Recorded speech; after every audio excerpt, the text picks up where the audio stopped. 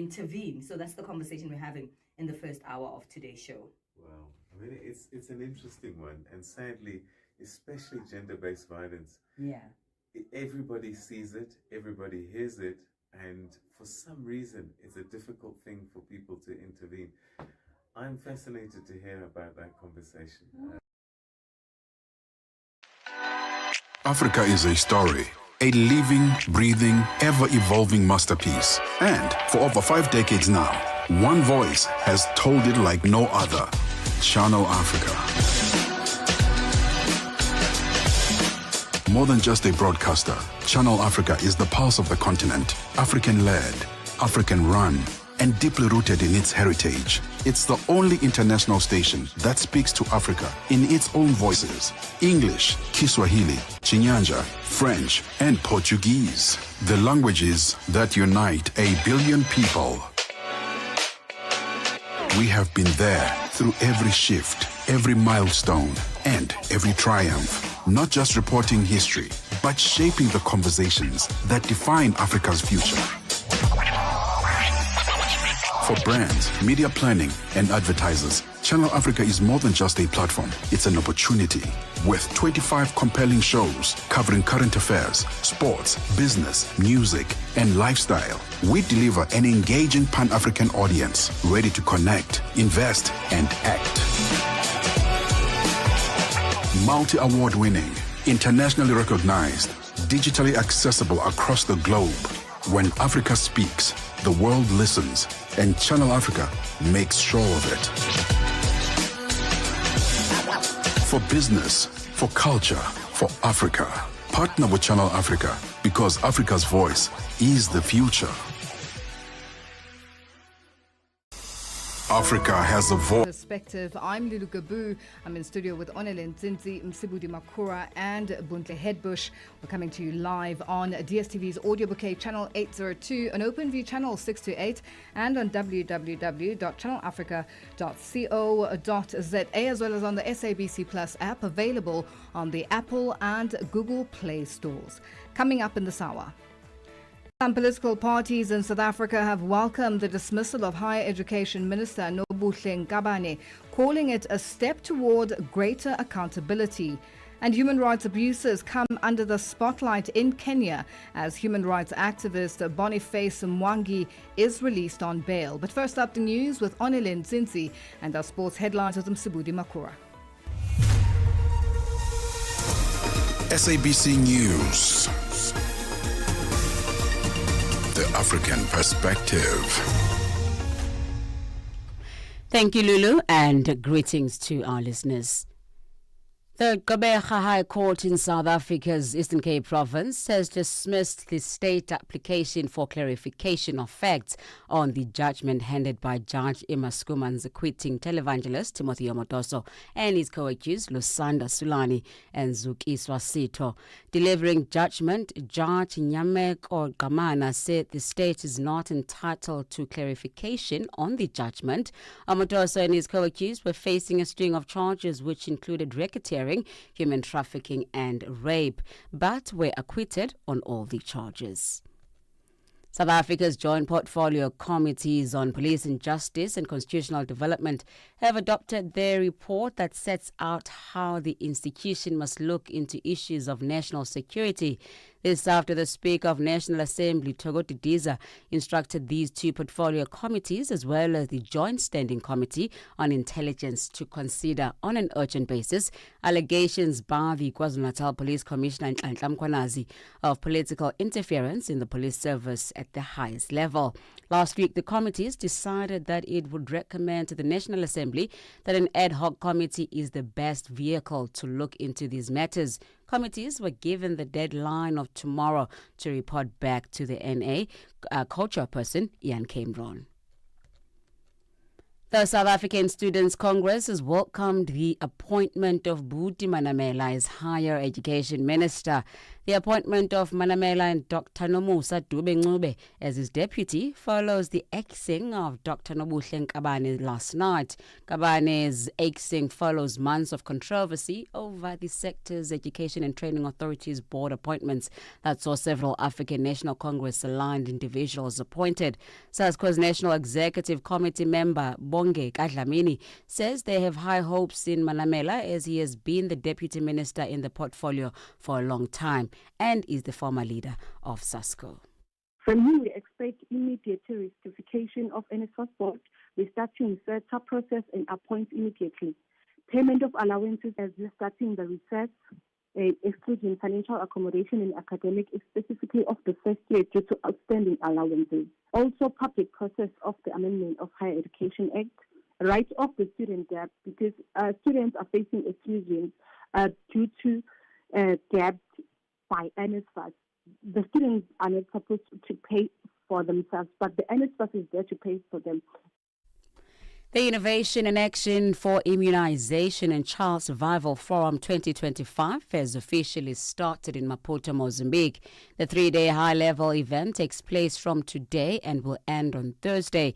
It brings together global health leaders, policymakers, researchers, and advocates with a shared goal to accelerate access to life-saving vaccines and an end-to-end preventable child deaths across sub-Saharan Africa. The forum is hosted by the government of Mozambique and Sierra Leone in partnership with Spain, UNICEF, the Gates Foundation, and others. Its aim is to turn bold ideas into tangible action. Lastly, the Trump administration has released hundreds of thousands of pages of documents linked to the assassination of the civil rights leader Martin Luther King in 1968. The release comes as U.S. President Donald Trump faces calls for more information related to deceased sex offender Jeffrey Epstein to be made public. The BBC's David Willis explains. Amongst the documents are thought to be leads the FBI received following SABC News. The African Perspective. The release of these. For any news stories you'd like to share with us, please send us an email to newsroom@channelafrica.co.za or call us at +27 11 714 4459. Channel Africa News, I'm Onele Nzinzi. SABC News. The African Perspective.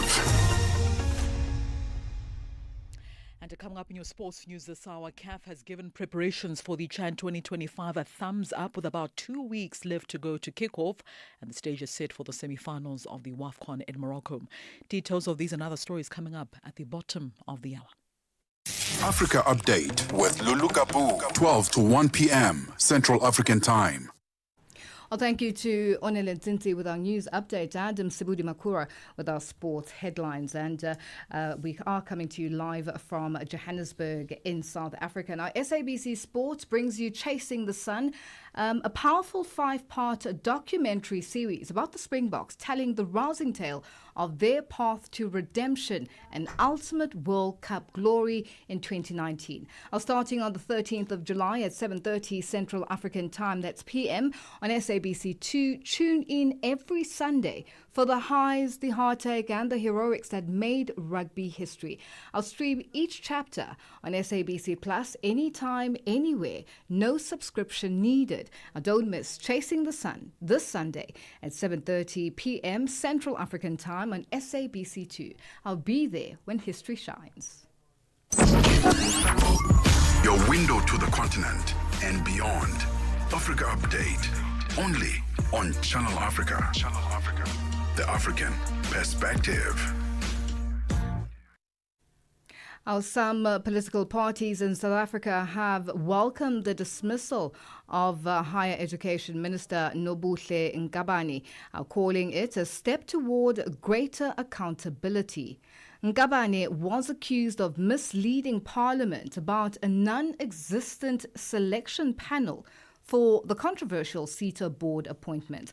Buti Manamela Previously, the Deputy Minister has been appointed as the new Minister, with Dr. Nomusa Dube Ngube named as his deputy.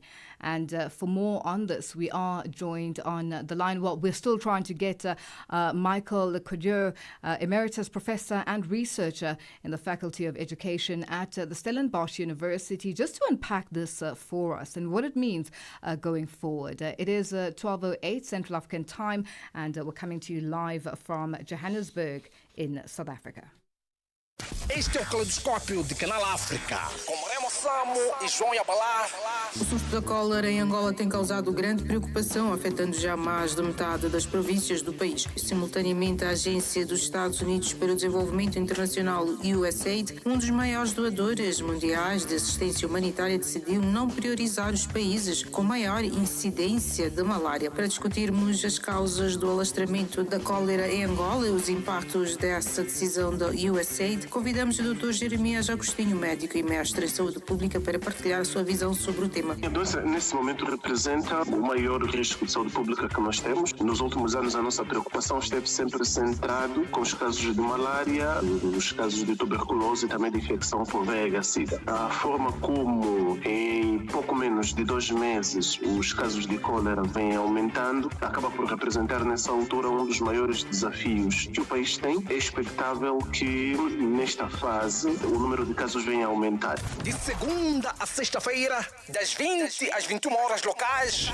este é o Caleidoscópio de Canal África. Africa Update on Channel Africa.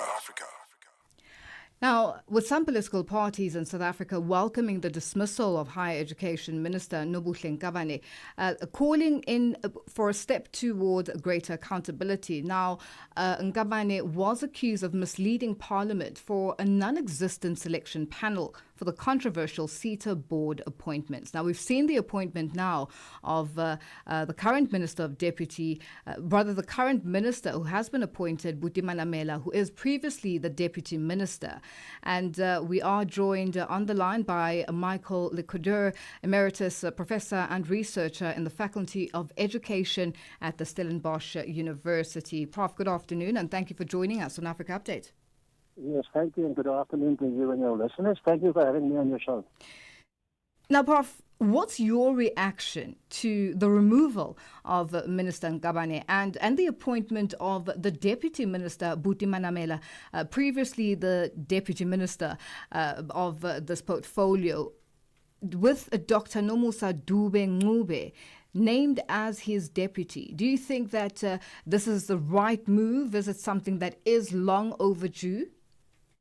Yes, for sure. This is something that is long overdue. There were lots of unhappiness about Minister Nkabane, amongst others, the fact that she has misled Parliament and, of course, the South African public. And I think the whole CETA program has been put in disarray. And it's sad because, South Africa has a huge unemployment rate amongst our youth. And something like the CETA, something like higher education is paramount. It's very important for us if we want to combat the high unemployment rate amongst the youth. So I think her dismissal, it comes at the appropriate time. And it is now time, for us to clear up that department. That department has been a problem for a very, very long time. The appointment of Mr. Buti Manamela, to me, is also a surprise. He has been in that department. He has been the deputy since 2019.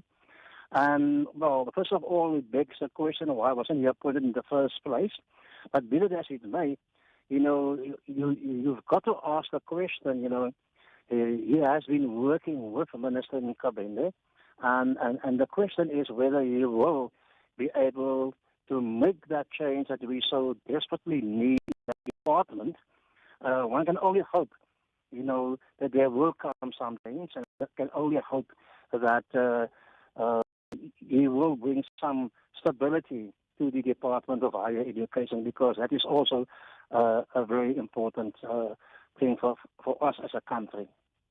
Now, Prof, what measures should the Department of Higher Education and Training implement to restore public and parliamentary confidence in these new appointments and just the processes for critical bodies like the SETAs?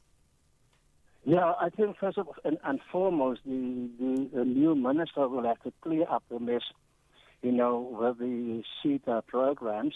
The last time I've looked, figures of about 20 billion rand was mentioned, which is a lot of public money, and you've got to have very, very clear leadership and very decisive leadership if you work with a huge budget such as that.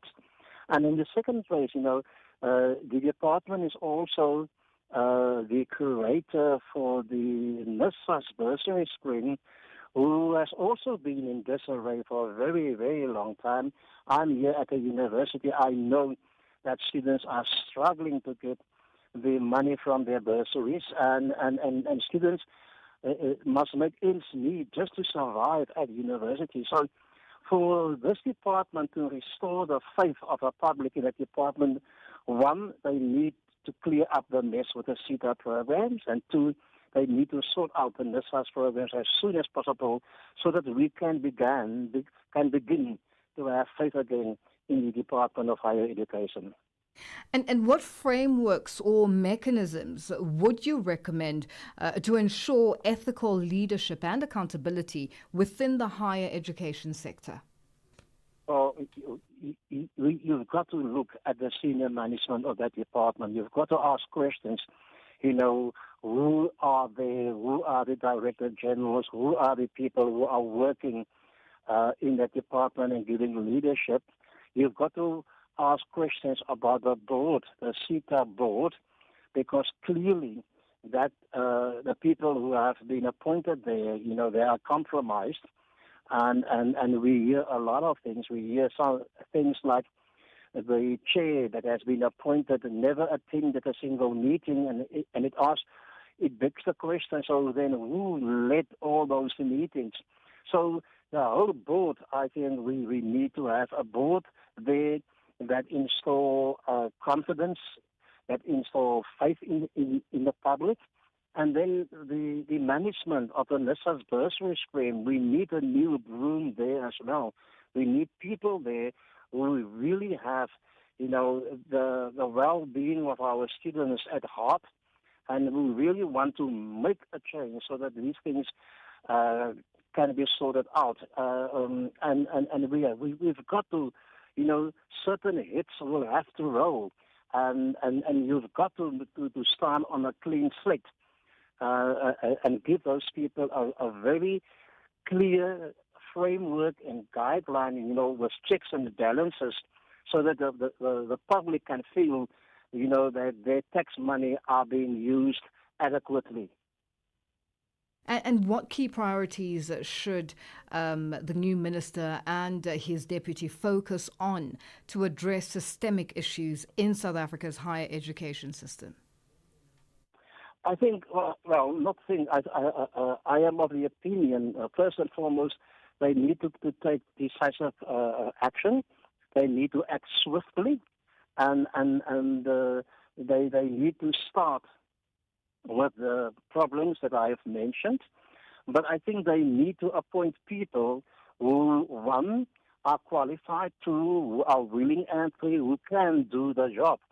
Because, we've seen too many times, we've seen, that when one cadre is dismissed, he or she is replaced by another cadre, and the scenic evil of those departments is just continuing.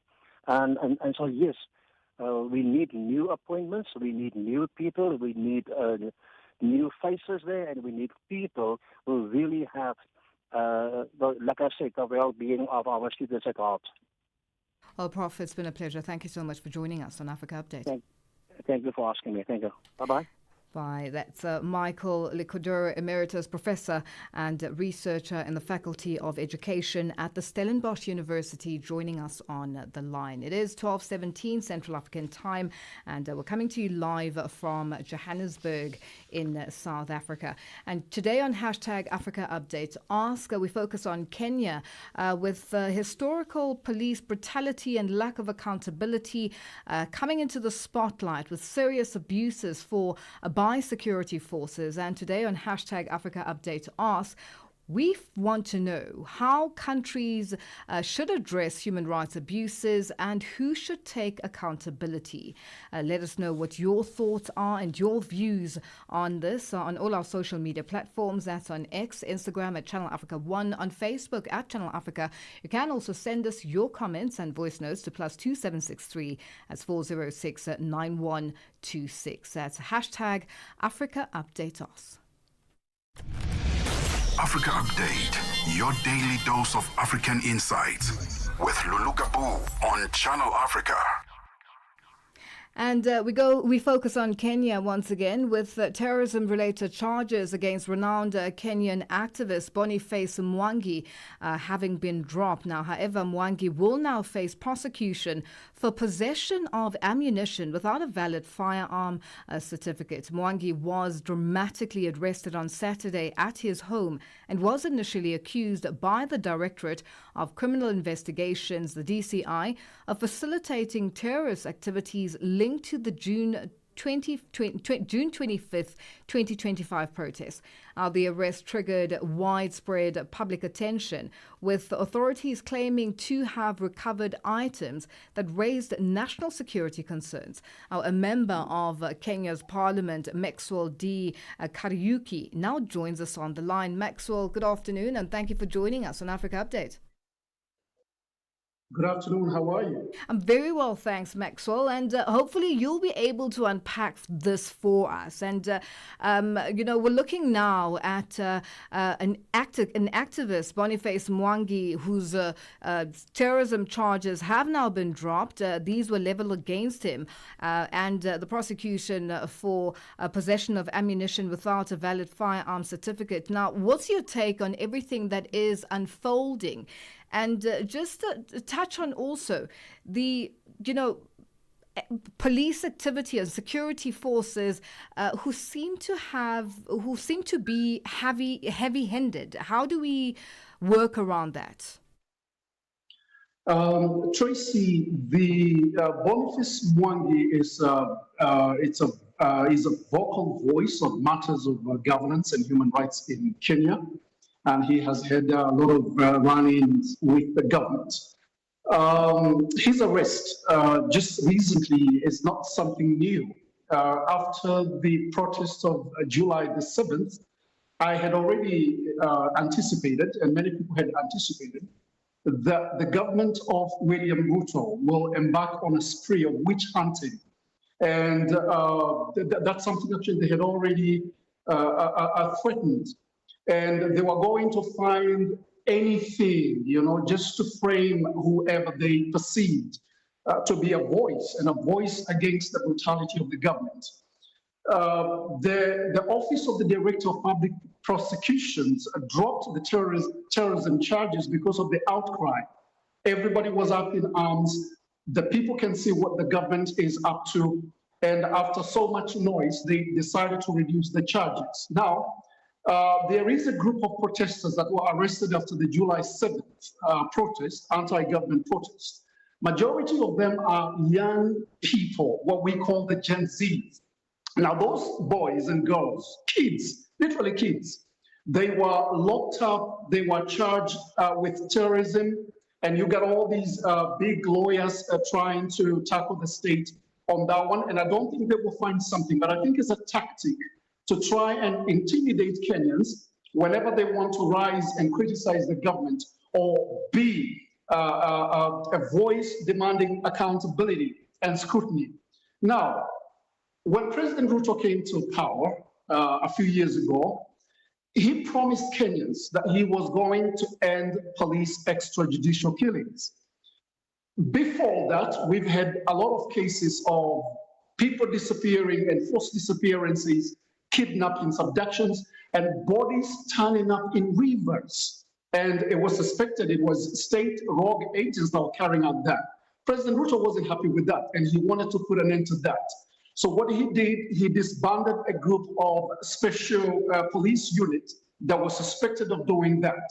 But again, now we are a little bit surprised because a few years down the line, the government of President Ruto is sanctioning police brutality, police extrajudicial killings, abductions, and enforced disappearances. It is a sad reality.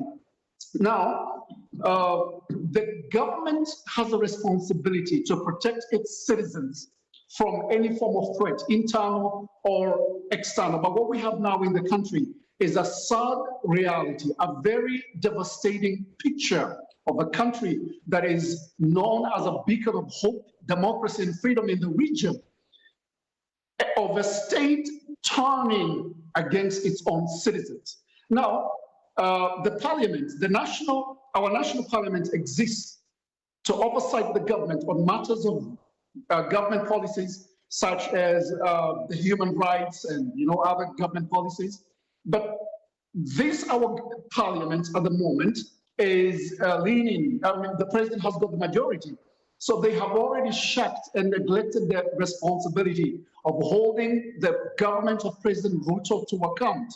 So what we have now is a talk of Kenyan activists like Boniface Mwangi, other top leaders, talking about compiling and documenting evidence of police brutality and all these atrocities that are sponsored by the government and tabling them to The Hague, with the purpose of having the ICC coming in to look at these issues and hold the government of President Ruto to account. Now, the other thing is that it is a sad reality. We are now here in the Pan-African Parliament. This parliament is the continental legislature. It is this continent, according to the blueprint, is supposed to be the biting dog, the body that holds African governments to account, summons them. But the parliament is still grappling with a little bit of technical issues and a little bit of ratification stuff and that needs to be done.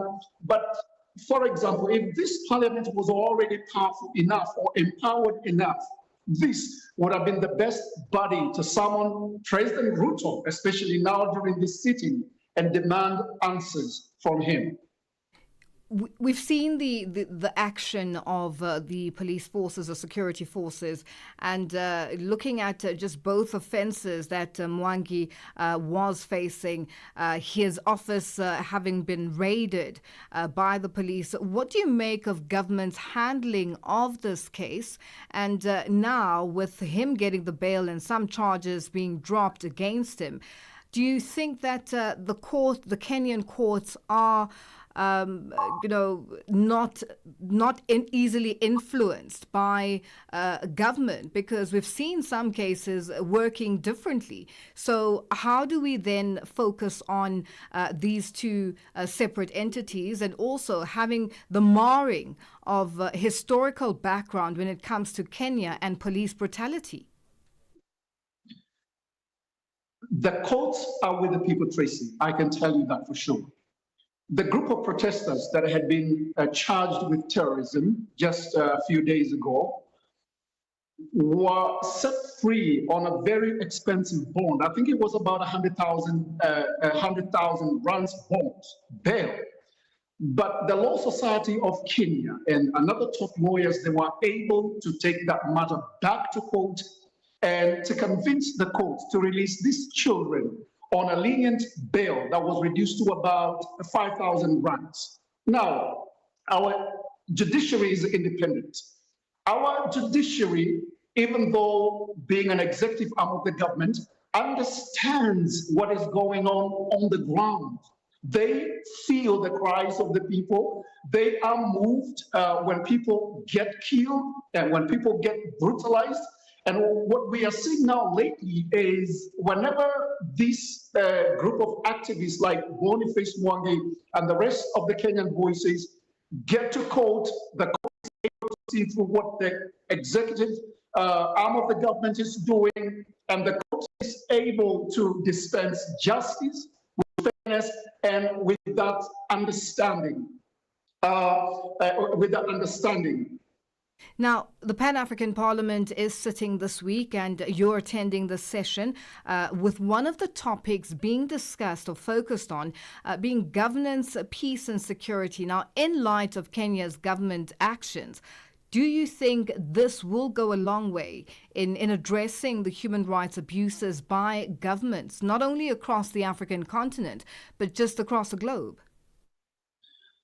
That remains to be seen, Tracy. There is so much conversations. There are so many documents on our continent from the AU, but they're just gathering dust. You know, we have these conventions. We have the AU Charter on People and Human Rights, AU Charter on Elections, Governance and Democracy, and so many other protocols, the Banjul Protocol, and etc.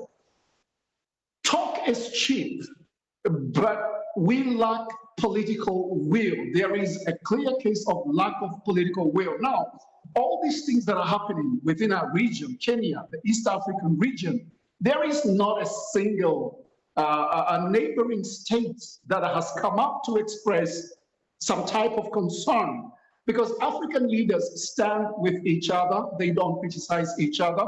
And even our APRM, the very institute that is supposed to review these guys and check them out and see where they need to improve and where they're failing, kind of is, you know, it just meets, you know, draws up paper, talks about this and that.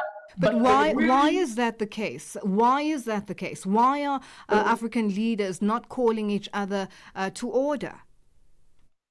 Well, they don't want to be called to order. I understand there is a clause in the founding document of the AU that was said that they should not interfere with any others, any state's business. But look, that's a way of escape.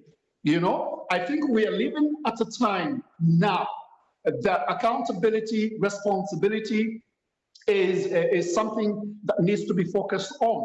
So it's a shame to them, unfortunately, but that's how they roll. You know, but again, on the other hand, now, even if African leaders do not want to hold each other to account, we have a new generation of African youth. And for example, our Kenyan Gen Z, they are rising up and demanding accountability from our leaders. Well, Maxwell, it's been a pleasure. We are going to have to leave it there for today. And thank you so much for joining us on Africa Update. It's a pleasure, Tracy. Have a good afternoon. Thank you.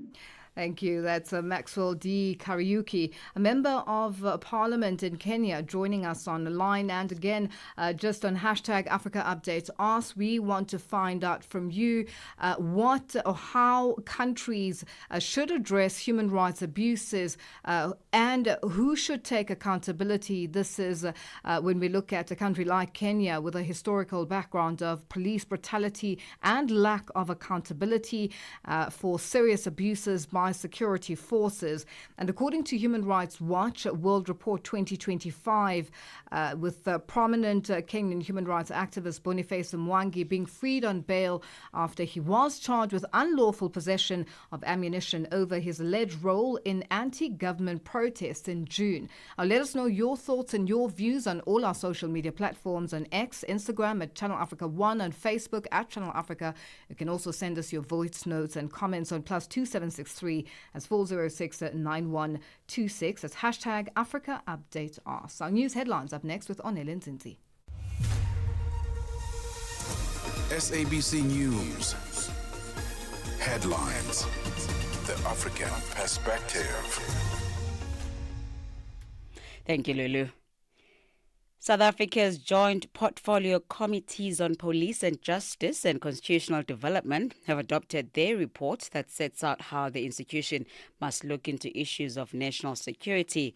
The Innovation in Action of Immunization and Child Survival Forum 2025 has officially started in Maputo, Mozambique.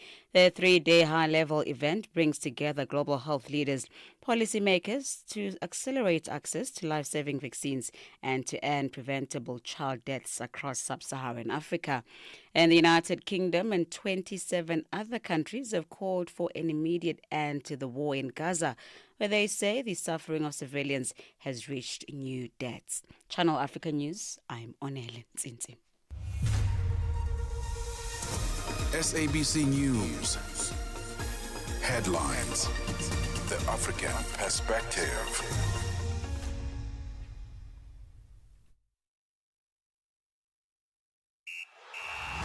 Sports on Channel Africa. The African Perspective.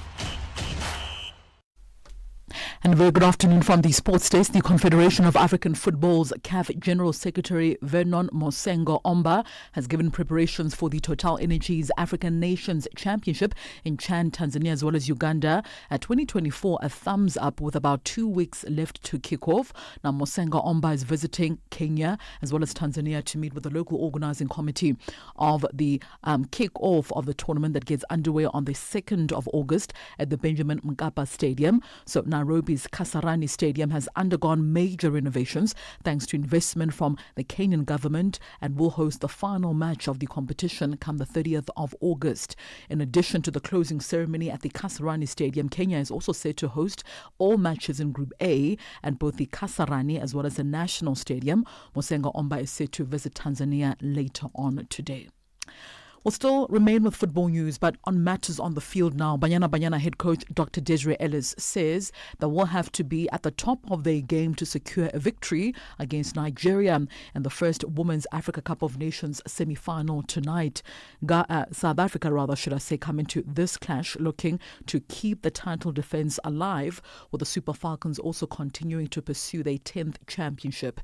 Speaking at a post-match presser, Ellis says at this point, past results don't mean anything as they now look to take a bold approach in this encounter. But I think past results don't really mean anything because it's a different tournament. It's 3 years down the line. It's a different tournament. It's a different coach. Some new players as well. But it's the same Nigeria. The quality that they have. They've always had the quality. So we have to be on top of our game. To make sure that we get over the hurdle. They're the only country that has defended back to back on numerous occasions, and it would be big for our country. If we could do that. Now, Banyana have had to travel to Casablanca, where Nigeria have played most of their matches during the group stages as well as the quarterfinals of the Women's Africa Cup of Nations tournament. Ellis says changing stadiums does come with a slight disadvantage, but believes her team will still put in the work to win this clash against all odds.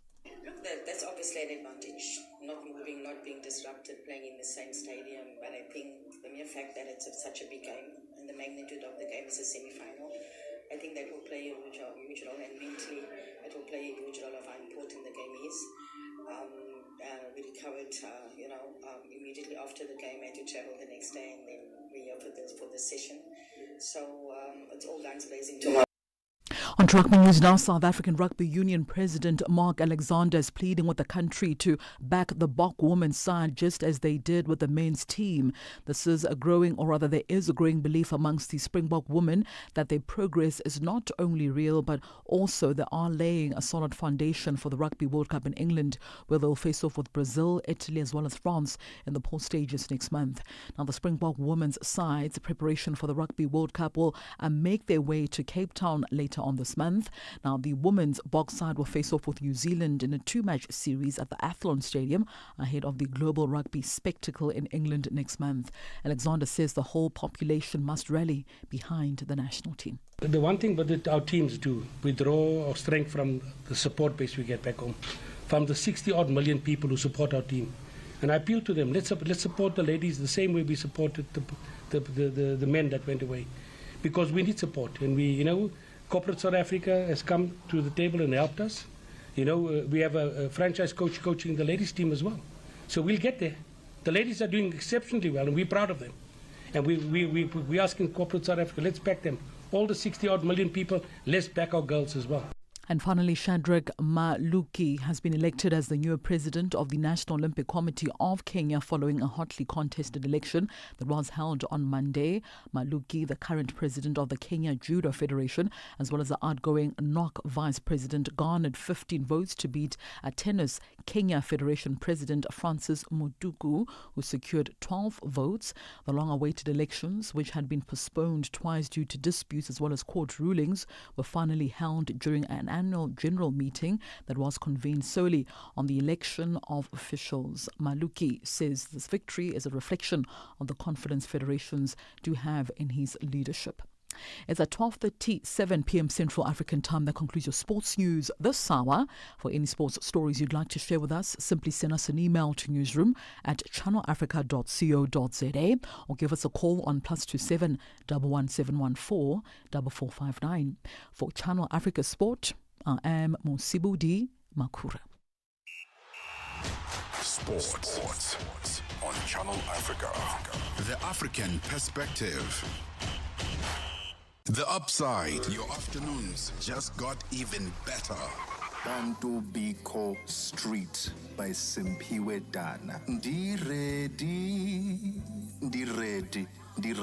Simpiwe, 20 years in song. So what emotions come up when you hear that, hey, you've been doing this for 20 years now? It almost feels like no time has passed, eh?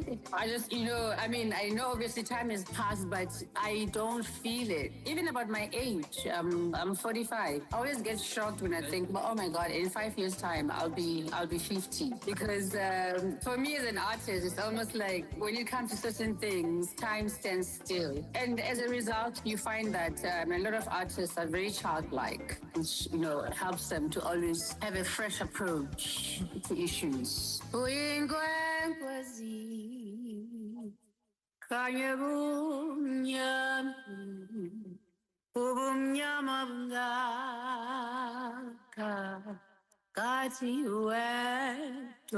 I tell you what, I'm feeling healed just by that.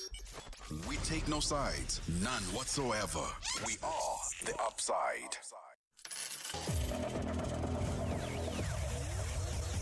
Business news on Channel Africa. The African perspective. Good afternoon. In our first look at the business news this afternoon, the World Bank and the Mozambican government have pledged to invest in generating an additional 15,000 megawatts of electricity for the region. The announcement comes as energy producer Kahora Bassa revealed during a media tour in Tete province that it's facing serious challenges, chief among them aging equipment and outdated infrastructure, which continue to hinder efficient power supply. Mozambique's President Daniel Chapo calls for the World Bank and its partners to invest in the country's energy grid. As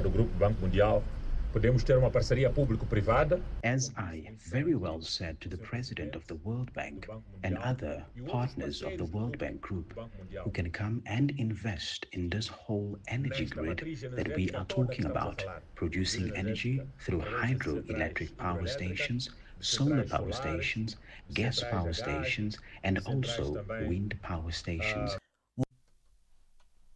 The United Nations has thrown its full support behind South Africa's G20 presidency, emphasizing the urgent need for business unusual to accelerate progress towards the Sustainable Development Goals. Speaking to Channel Africa on the margins of the Startup 20 Small, Micro and Medium Enterprise Conference underway in the city of Johannesburg, UN South Africa Country Coordinator Nelson Mafu says entrepreneurship, innovation and inclusive economic growth must be central to global efforts, particularly as the world falls behind on critical development targets. For the UN, startups, entrepreneurship, innovation are at the heart of efforts to accelerate progress towards sustainable development.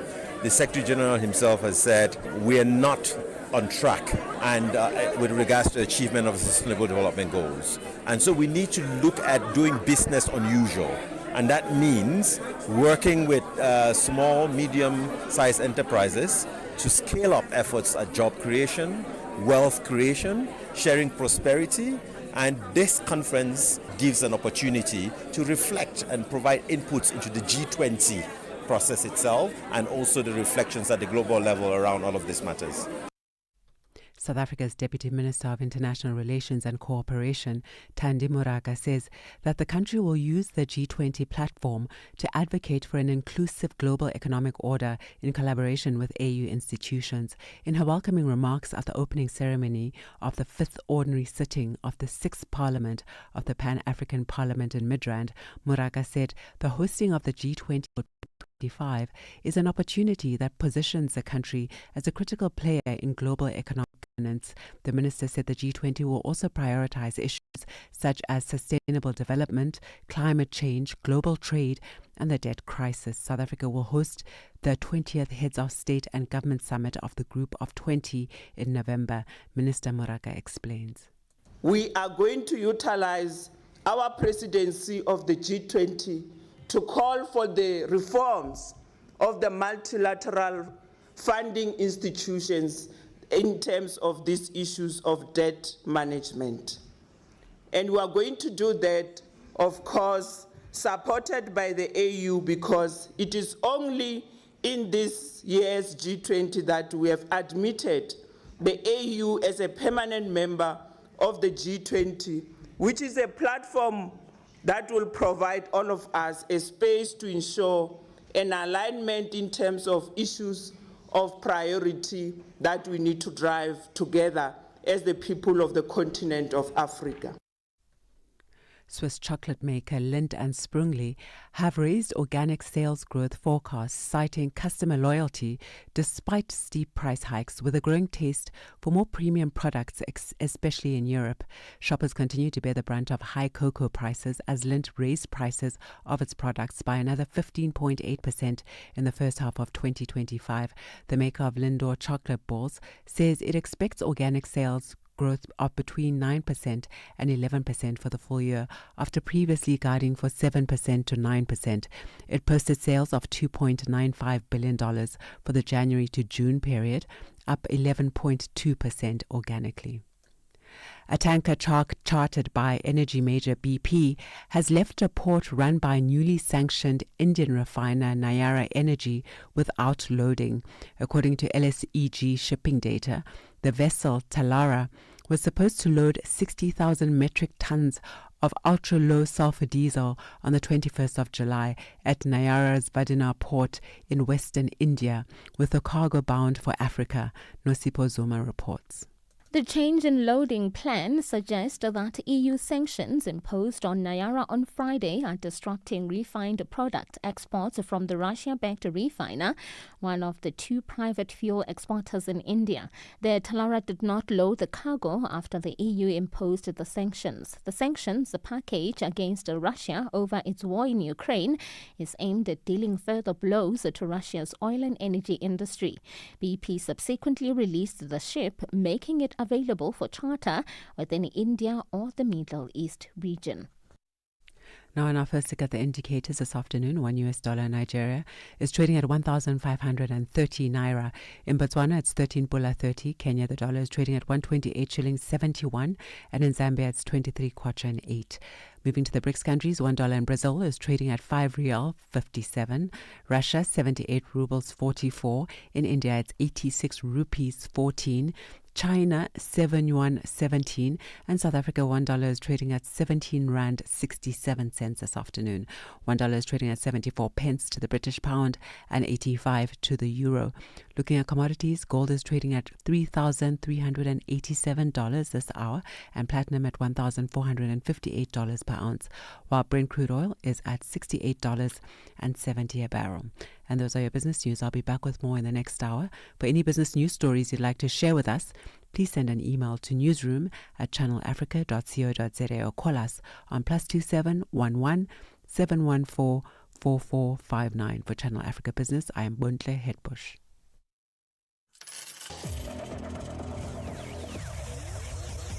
Business News on Channel Africa. The African Perspective. Africa Update with Lulu Gaboo on Channel Africa. It is 12:46 Central African time, and we're coming to you live from Johannesburg in South Africa. The Innovation and Action for Immunization and Child Survival Forum 2025 officially got underway this morning in Maputo, Mozambique. This high-level event taking place from the 22nd to the 24th of July brings together global health leaders, policymakers, researchers, and advocates with a shared goal to accelerate access to life-saving vaccines and end preventable child deaths across sub-Saharan Africa. Hosted by the government of Mozambique and Sierra Leone in partnership with Spain, UNICEF, the Gates Foundation, and others, the forum aims to turn bold ideas into tangible action. Joining us on the line is Helen Matzke, a Deputy Director for the Bill and Melinda Gates Foundation. And Helen is going to speak to us basically about the involvement in the forum. Helen, good afternoon, and thank you for joining us on Africa Update. Hello, Lulu. It's so nice to be here talking to you today. Now, Helen, talk to us about the Gates Foundation's main objective in participating in this year's Immunization and Child Survival Forum in Maputo. Yeah, it's wonderful to be in Maputo. The foundation is one of several partners. We're rallying stakeholders from governments and civil society, academia, and the private sector, really to accelerate action to ensure that no child dies from a preventable disease. And really our objective during this time is to help secure some bold country commitments to end preventable child deaths and expand access to proven health interventions like vaccines and other drugs that we know about. And really to help align that support from international partners and donors behind all those country priorities. So yes, that's the reason we're here. All right. Now, Helen, the event brings together multiple governments. You've already touched on that, and partners. How important is this type of multi-stakeholder collaboration for advancing child health outcomes, especially when generally we see a lot of talk shops and, without action afterwards and accountability? Mm-hmm. Well, you do need to start with multi-sectoral, multi-stakeholder collaboration. It's important, and we've seen that over time. So we do seek to build on really decades of international partnerships and country-led initiatives that have really worked to elevate critical health issues in political agendas. So as you say, there's times where it doesn't go anywhere, but there are many of times where it actually does go places. And this can result in concrete commitments and actions, both on the tools that we use, like the vaccines that we use, and how health services can be delivered to improve child survival. Without those partnerships, we wouldn't have been able to get where we are now. And I do think it deepens the stakeholder engagement to have that time in person together.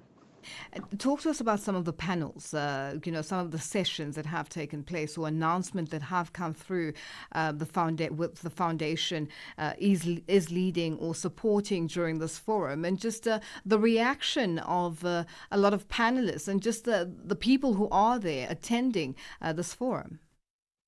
So the official start of all the panels will be tomorrow.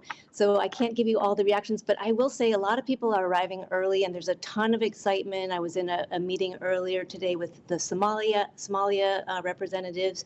So lots of excitement on how do we move forward together. So one of the panels will be on RSV, which is a new vaccine that's coming out that will prevent mortality in infants that die from pneumonia in less than 6 years of age. It's a vaccine that's given to moms to its maternal immunization. There's also innovations in surveillance and service delivery that can help us increase that impact without increasing cost. They can even reduce costs in some ways. So the hexavalent, another example is a hexavalent vaccine. That's a vaccine where you give 6 doses, but only in one shot. And if any of you has been a mother, you know that every injection is kind of painful to see your child get, and this is a way to get one shot, and it delivers 6 life-saving injections. Well, Helen, I hope we will be able to speak to you once the forum has started, or at the end, just to find out, the sort of commitments or follow-ups that will be put in place to ensure that this does happen and there is a lot of follow-through going forward. Thank you for joining us on Africa Update. That's Helen Matska, Deputy Director for the Bill and Melinda Gates Foundation, joining us on the line. It is 12:52 Central African Time. Your window to the continent and beyond. Africa Update, only on Channel Africa. Channel Africa. The African Perspective. South Africa's human rights organization Black Sash says it has received an influx of calls from concerned grant recipients. Now, this comes after the country's social security agency, SASSA, announced that it would be pausing the grant payouts of beneficiaries under review or investigation for having possible undisclosed amounts of money. Now, Black Sash says it appreciates the attempt to explain the legal framework and rationale behind the reviews. However, says the reality for grant recipients on the ground tells a far more troubling story, one that cannot be brushed aside by semantics, administrative language, or internal justifications. Now, for more on this, the National Advocacy Manager at Black Sash, that's Huda Abrams Faker, joins us on the line. Huda, good afternoon, and thank you for joining us on Africa Update. Good afternoon. Thank you for having Black Sash on the line. Now, Huda, when were the grants paused by SASSA, and what impact does this have for many grant recipients in South Africa? Well, the grants are under review at the moment because there are concerns that there may be fraud and beneficiaries are receiving grants that shouldn't receive grants, because you need to qualify and earn below a certain threshold before you qualify for a grant. And there are concerns by SASSA that beneficiaries are receiving a grant, but they're also receiving some kind of income. And how did they get to that information, Huda? What sort of processes were undertaken to get to this point where some recipients are under review, or is it a blanket approach? No, they are doing this by doing checks against existing databases with government and also through bank databases as well as credit bureaus. So although legally SASSA is able to check whether beneficiary continues to qualify, and also more recently National Treasury imposed reforms because they were concerned about fiscal constraints in terms of the cost of the social grants. They wanted to see, are those that are receiving grants eligible for grants? A third of our population receive grants at the moment, excluding the social relief of distress grant, which adds another 9 or 10 million grant beneficiaries as well. Now, when were these recipients notified? Well, that's the tricky question, because they are supposed to be notified by SMS, but sometimes beneficiaries may have changed their telephone numbers, they don't have data or interconnectivity. So not all beneficiaries are actually notified through a SMS. And so SASSA has acknowledged this issue, and they have increased their communications by making sure that they're more sharing the information more on social media especially. Now, very quickly, just in wrapping up, we have run out of time, but is this review necessary? And what do you make of this move? And how long of a process is it? Have you been updated as to how long this will take? And for those who don't have extra incomes, for their SASSA payments to be reinstated? Look, beneficiaries depend on this lifeline. So for the grants to be delayed, pending this verification process, it is a concern, and the challenge is they don't know about it, and they don't necessarily know what information they need to bring to the SASSA office. Also noting that in rural communities especially, it costs time and money to get to a SASSA office. Also, because of this verification, there is now an influx of beneficiaries coming to SASSA offices. And we hope that SASSA is extending its office hours and increasing capacity, as they have indicated in the media that they would be doing, so that they are able to respond to the demands by beneficiaries, responding to this verification process. So they've emphasized it's not suspending the grants, but more delaying the grants. But like you say, this is a lifeline. So, if you come in and now and the SASSA official says, but we need an affidavit from you, that means they have to go back, get the affidavit, and make another trip to SASSA. Yeah. So it is definitely an issue that we're watching, but we recognize that beneficiaries who receive the grant should be eligible, because it may take away from someone who is supposed to receive the grant.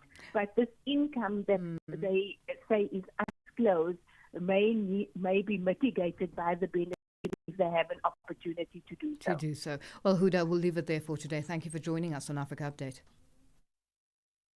That's Huda Abrams-Faker, a National Advocacy Manager at South Africa's human rights organisation Black Sash, joining us on the line. And it is that time of the day where we say good afternoon to Matsiko with the Upside team coming up very shortly. Hello and happy Tuesday. Hello, lady. Happy Tuesday indeed. So we have a film thread that's going to be running through the show this afternoon.